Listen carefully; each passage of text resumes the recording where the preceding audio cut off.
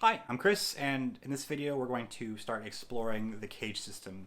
This is actually a pretty dense topic because you can do a lot with the CAGED system, so I've opted to break up the topic into several videos. So if you're interested in learning more about the CAGED system, finding your way around, how to solo using it, and all sorts of stuff like that, consider subscribing so you don't miss those videos. This is the first video in this series, so we're going to look at what the CAGED system is and how to start navigating through it. What is the CAGED system? The CAGED system is an acronym. The acronym gets its name from shapes, specifically the C-shaped chord, A-shaped chord, G, E, and D. This is a way to look at the fretboard. Since the guitar is tuned a specific way, and everything is pretty pattern based on the guitar neck, this takes the idea of shapes and just moves them up and down the fretboard to allow you to play the same chord in different spots on the neck. Now, the idea of shapes is not a new concept for guitar players. In fact, most of you probably already know the minor pentatonic shape, right? If I asked you to play the minor pentatonic, a lot of you would probably play something like this. And I'd be like, great. Hey, let's play it in G instead. You took all of that, played the exact same shape, or the interval distances, just in a different spot, right? So the idea of shapes is not anything new. The CAGED system actually uses shapes, and each of those letters is talking about the shapes for the cowboy chords that you learn when you first start playing guitar. You know, the open C shape, the A shape, the G, the E, and finally D shape, right? When you're playing them in the open position like this, they're not just called that shape, they're actually a C chord, A, G, E, and D. And the reason that they're called those chords is because of what notes you happen to be playing, right? If you're playing a C chord, the only reason it's called a C chord, and it's a C major, but it's a C chord, is that you're playing some combination of the notes C, E, and G, right? And what the CAGED system does is it allows you to play those same notes in different places across the neck. Something to keep in mind when we're moving between shapes is that each shape there's a slight overlap between shapes, so they're all connected by a note or a couple notes as you move from shape to shape, right? So we'll start with the C shape, which you're probably already comfortable with, right? And then we'll move on to the A shape because it's the next letter in the CAGED acronym, right? So our little anchor note here is 3rd fret, A string, 5th fret on the D string, 5th fret on the G, and 5th fret on the B string. Right, that's our A-shaped C chord. Again, we're playing a combination of C, E, and G. Right, same notes as playing right here, just in a different spot. Right, and the same thing is true for all the shapes. Right, we just go in order and it loops through. So the next shape after A is going to be the G shape. This one's a bit of a bummer. It requires a little bit of a stretch. So instead of playing it like this, where I have my pinky involved down here as well, I'm going to forego that so I don't have to do as big of a stretch, but we're going to anchor off of the 5th fret here, and we're going to play the 8th fret on the E string, the 7th fret on the A string, the same 5th fret notes on the D, G, and B strings.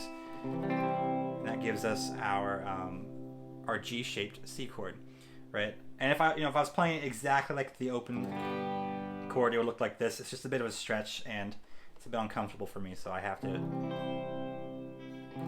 So you see, my index finger is acting as the nut for the open strings, right? So if I was playing the actual G chord, you would see, I only fret the E string, the A string, and then the high E string, and then the other 3 are left ringing out open at the nut, right? So that is what my index finger there is doing. Right, so that's the G shape. Again, look at the acronym. What's the next shape and letter? It's going to be E. and it's going to anchor off of our C here, which is the 8th fret on the E string.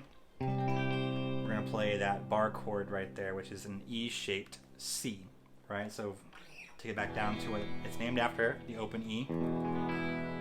We're just going to slide it all the way up here. We're going to bar our index finger across the 8th fret. We're going to play 10th fret A string, 10th fret on the D string, playing 9th fret there on the G, and then we're barring the 8th fret on the B and E, high E string, right? That's our E shape, right? What's next? It's the last letter and last shape of CAGED, which is the D shape. It looks like this. This one looks a lot trickier than it actually is. So 12th fret E string, 10th fret A string, 10th fret D string. You have the 12th fret G string, 13th fret on the B string, and then if you had an extra finger, it would be the 12th fret here on the high E string. That's the last letter in the shape. So what happens now? Well, what happens now is it repeats over, right? Once you get to the 12th fret, everything at the 12th fret is tuned to exactly the same thing as your open string. So those shapes just start over. It just goes caged, caged, caged, caged. If you had an infinite neck, it would go on forever and in the same order, right? So what is great about that, right? Learning the CAGED system allows you to say, okay, cool, I want to play a C chord. You can play it there. You can play it here. You can play it here, here, right? You can play it all over the place. And if you listen carefully, they all have a slightly different sound to them, right? It also gives you options if there's multiple guitar players in your band. Maybe someone's down here playing, right? But you can be up in a different spot on the neck where you can play the same chord, but give a different timbre, just a different sound to it overall. The same thing applies for any other chord that you play, right? We can keep it major for now. There'll be a video on other chords coming in the next few weeks. But let's say you're playing an A chord, right? So if you play open A, all right, that is the lowest part that you can play an A chord. Well, what shape is that? It's an A-shaped A chord, right? So what letter and shape comes next in CAGED? You would say G, right? So it's the same thing. You would root those three that occur in that shape, and then you would play the G shape, right? Right? Comes after G, it's the E shape. What comes after E, it's the D shape, so I'm playing it. What's after that? It starts over again at the C, which we didn't get an opportunity to play just because of how the guitar is tuned. So that's our C, and then it starts over again. We're at the A shape again here at the 12th fret. Same thing works for all the chords, right? What's the lowest shape that you can play?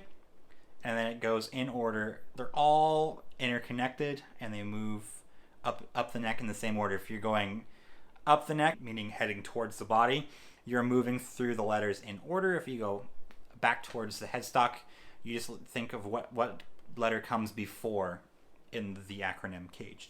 There'll be downloadable PDF links in the description so that you can follow along. You can watch this video back, or you can just use them for your own practice.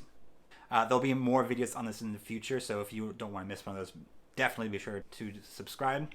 And I enjoy talking about music and gear, so if you have any questions or anything you would like to know more, please feel free to leave a comment down below and I'll get back to you. And as always, thank you for watching.